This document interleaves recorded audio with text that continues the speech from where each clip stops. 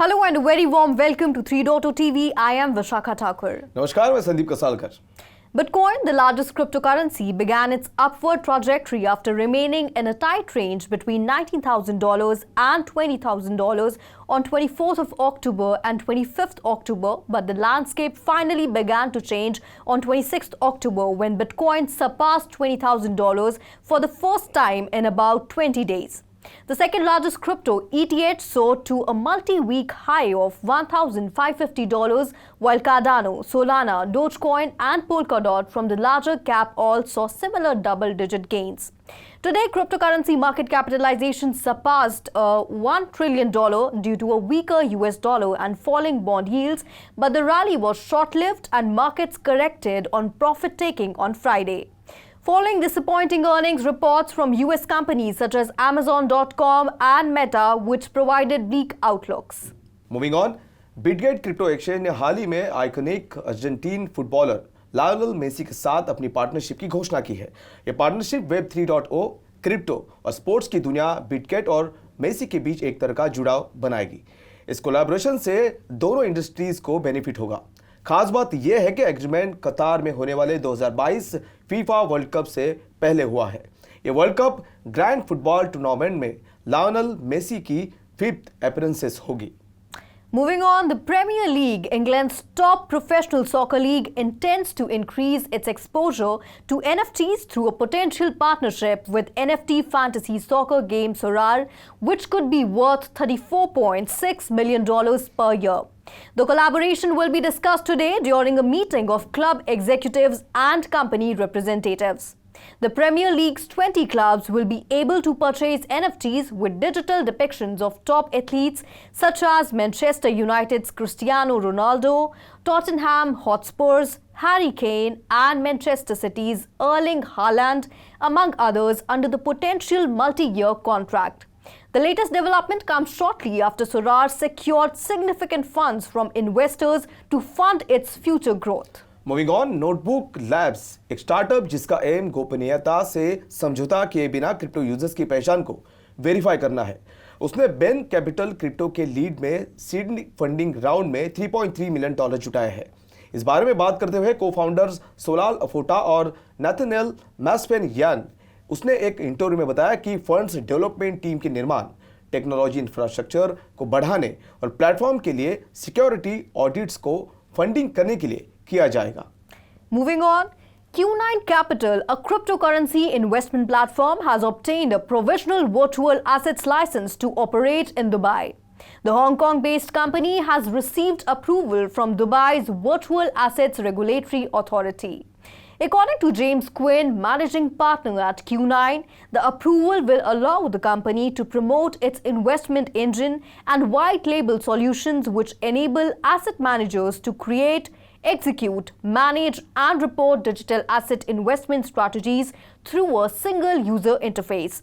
The in-principle approval allows Q9 to conduct a wide range of virtual asset transactions under the initial regulatory phase of VARA, which is the single custodial entity mandated to license and govern crypto activities in Dubai. Moving on, digital banking firm revolute एक crypto spending feature जोड़ रही है जो customers को अपने crypto balance का इस्तेमाल अपने रिवॉल्यूट कार्ड का इस्तेमाल करके एवरीडे परचेसेस के लिए पे करने में इनेबल करेगी। कंपनी के नोटिस के अनुसार यह सर्विस 1 नवंबर से अवेलेबल होगी और सीमित समय के लिए कस्टमर्स अपने खर्च किए गए सभी क्रिप्टो बैलेंस पर 1% कैशबैक भी अर्न कर सकेंगे। रिवॉल्यूट का नया फीचर यूके बेस्ड फर्म द्वारा उस देश के फाइनेंशियल कंडक्ट अथॉरिटी से रजिस्ट्रेशन हासिल करने के बाद सामने आया है। Moving on, McCann Foods wants young people to farm its metaverse potatoes in new Roblox game. According to a press release, the world's largest manufacturer of prepared potato products hopes to educate them on the challenges facing the farming community as well as the benefits of regenerative farming. Farms of the Future, an extension of Roblox's popular Livetopia game, allows players to virtually grow potatoes using regenerative farming methods that improve and restore soil health. The free-to-play game will go live today. Players are rewarded for implementing regenerative practices such as planting cover crops, integrating livestock through rotational grazing, and encouraging biodiversity. Well, that's all in today's bulletin. This is me, Vishakha Thakur, signing off. मैं संदीप कसालकर। अब बढ़ते हैं हमारे अगले segment की ओर, जिसका नाम है वीकली रैप।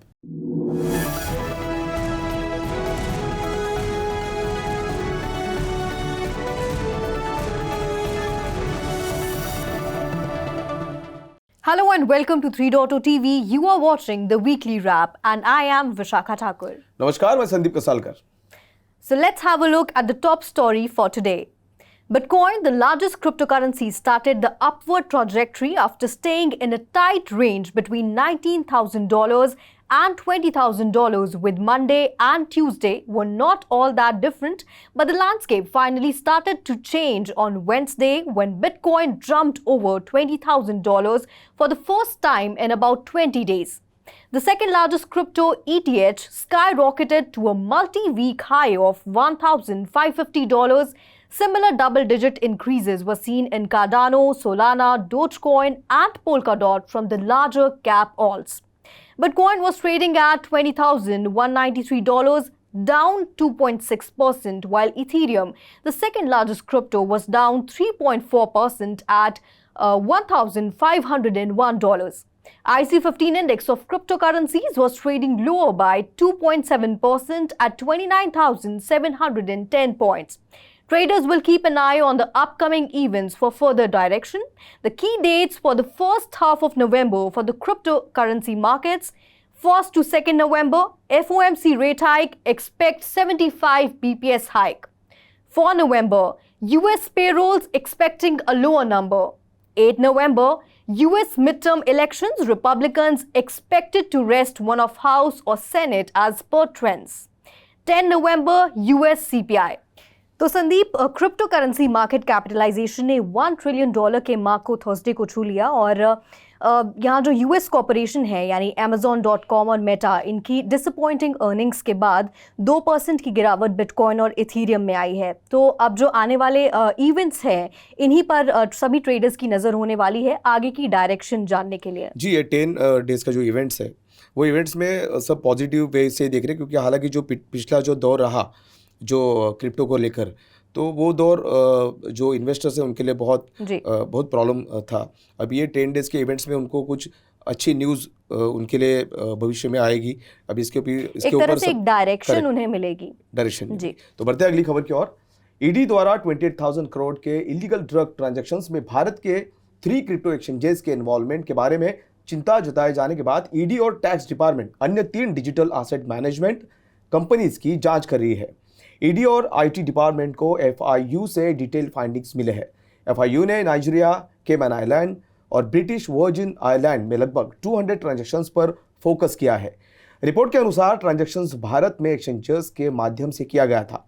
रिपोर्ट्स के मुताबिक ट्रांजैक्शंस 2019 और 2021 के बीच हुआ था।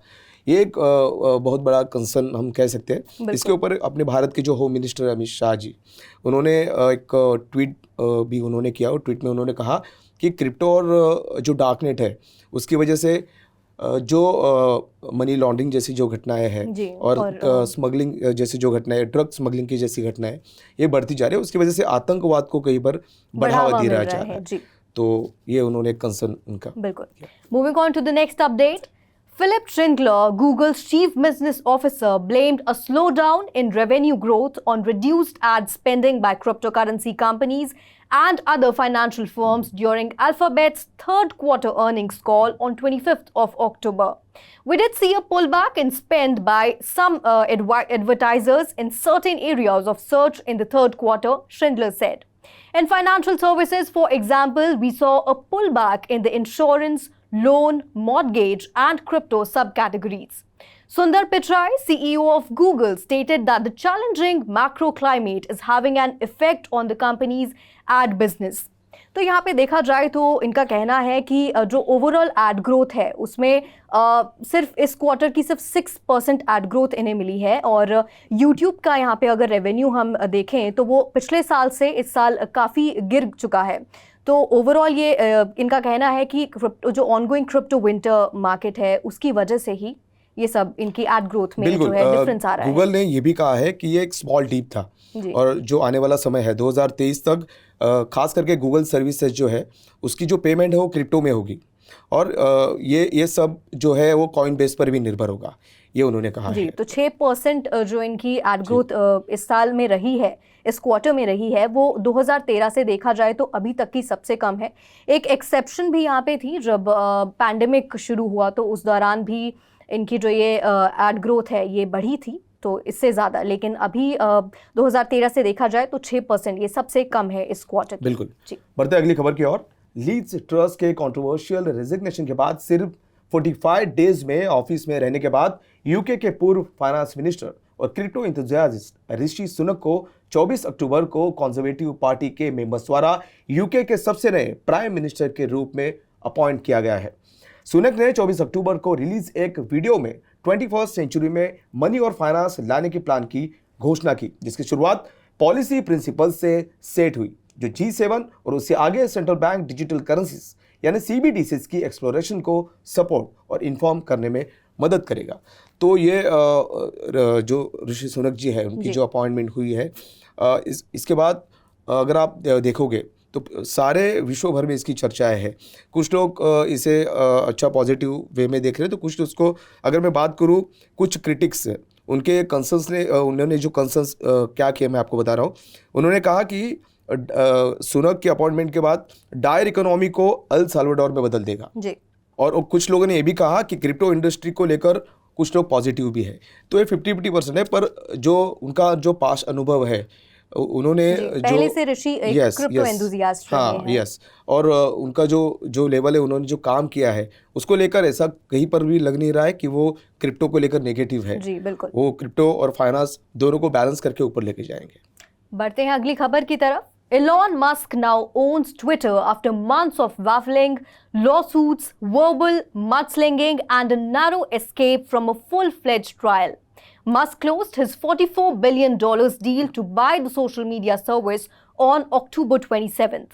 On October 26th, he arrived at Twitter's San Francisco headquarters and met with engineers and ad executives. He also started cleaning house, firing at least 4 top Twitter executives, including the CEO and CFO on October 27th.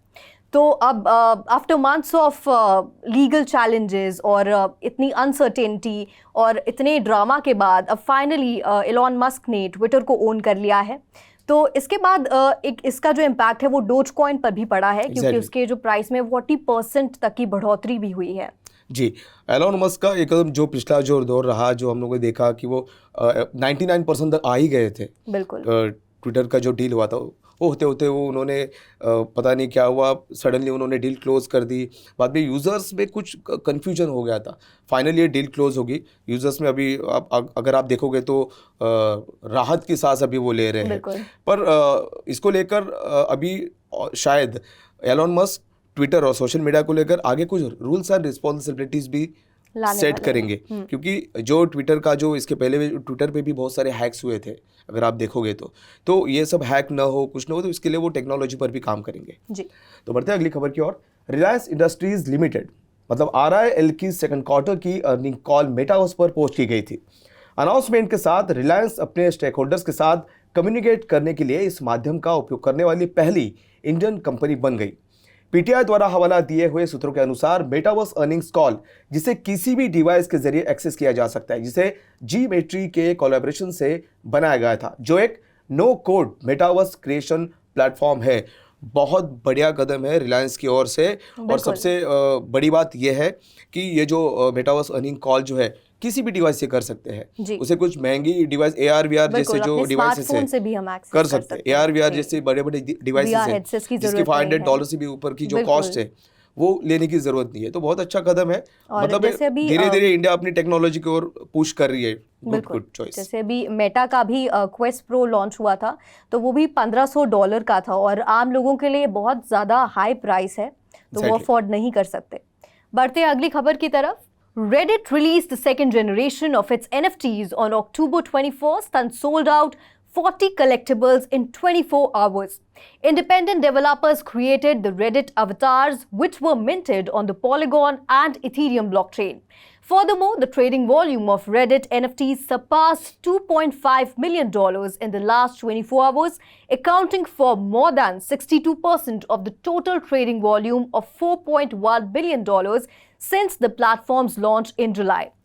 तो देखा जाए तो काफ़ी ज़्यादा ये आंकड़ा है, क्योंकि ओपन सी ने काफ़ी ज़्यादा समय लगाया इस बाग तक पहुंचने के लिए, लेकिन रेडिट ने सिर्फ 4 महीने में, अभी जुलाई में ये लॉन्च हुआ है और सिर्फ 4 महीने में काफ़ी बड़ा मार्क सेट कर लिया। और कुछ ये भी कहा जा रहा है कि काफ़ी जो यूजर्स हैं उन्हें पहले से पता नहीं था कि वो एक NFT खरीद रहे हैं। हालांकि पिछले कुछ अगर महीनों की अगर बात करें NFTs के बारे में, खास NFT सेल्स के बारे में अगर बात करें, तो हम सभी को पता है कि 75.1% NFT सेल्स में इतनी ये लेवल की डाउन हुआ था जो NFT मार्केट है। तो ये डाउन होने के बाद हमने कुछ प्रोफेशनल्स के साथ हम लोगों ने इंटरव्यू भी किया था। तो शिंदर शर्मा जी ने हमसे बातचीत की थी। तो शर्मा जी ने बताया था इसे हम डाउन नहीं कह सकते, इसको मार्केट करेक्शंस कह सकते हैं। तो ये मार्केट करेक्शंस के बाद अब जो NFT में है वो सब रियल प्लेयर्स है, मतलब हम जेन्युइन भी कह सकते हैं। तो ये बहुत अच्छा कदम है। अभी रेडिट ने जो सरप्राइज दिया अपने जो यूजर्स को NFT भेजकर, अच्छा उनका सेल भी हो रहा है। और मतलब हम धीरे धीरे देख रहे हैं कि NFT अब फिर से बूम होती नजर आ रही है। बिल्कुल। तो बढ़ते अगली खबर की ओर।